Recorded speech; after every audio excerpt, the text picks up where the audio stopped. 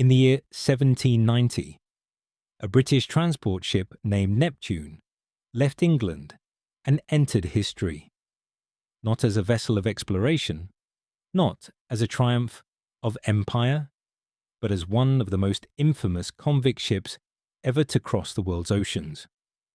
The Neptune sailed as part of the Second Fleet, a convoy later remembered in historical writing as the Death Fleet.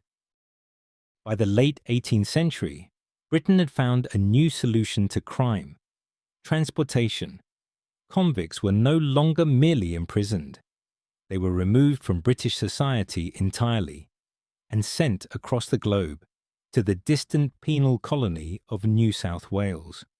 For most, the sentence meant permanent exile, no return, no second chance. In 1790, that system reached one of its darkest chapters. The Neptune sailed alongside Surprise and Scarborough, forming the main convict transports of the Second Fleet. Together, they carried over 1,000 convicts, men and women sentenced by the courts of Britain and shipped to the far side of the world. Unlike the earlier First Fleet, this voyage would become infamous, not for success, but for suffering. The Neptune was a large transport vessel, built for endurance and cargo, not for human comfort. Below deck, hundreds of convicts were confined in cramped compartments, with limited ventilation, poor sanitation, and almost no privacy. Many male prisoners were restrained for long periods, while women were housed separately, yet exposed to the same brutal conditions. Food supplies were inadequate. Fresh water was limited. Medical care was minimal. Disease spread rapidly. As the Neptune pushed southward, weeks turned into months. Dysentery broke out, followed by scurvy, and then fever. The sick lay among the healthy, the dying among the living. By the time the ship approached Australia, the scale of death was staggering. During the voyage alone, approximately 147 male and 11 female convicts had died aboard the Neptune, a mortality rate of about 30%, one of the highest of the entire convict transportation era. Many more were barely alive. Bodies were committed to the sea, quietly, without ceremony, as the voyage continued. When the Death Fleet reached Port Jackson in June 1790, the colony was unprepared for what it witnessed. The survivors were skeletal, diseased, unable to stand. Some collapsed as they were carried ashore. Others died within days.